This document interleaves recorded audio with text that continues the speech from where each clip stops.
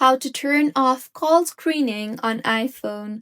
Hello everyone, I am Bishaka and welcome to our channel. Now let's get right into the tutorial. Firstly, go ahead and launch the settings application on your device and scroll down to the bottom and you will see the option for apps. Tap on the apps option and scroll down again and navigate to phone and tap on it.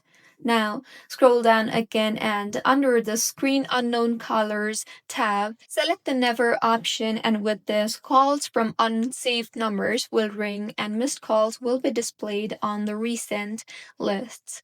So this is how you can turn off call screening on iPhone iOS 26. If you find this tutorial helpful, please like the video and do comment if you have any queries. Also, do subscribe to our channel for more helpful tutorials like this. See you on the next one.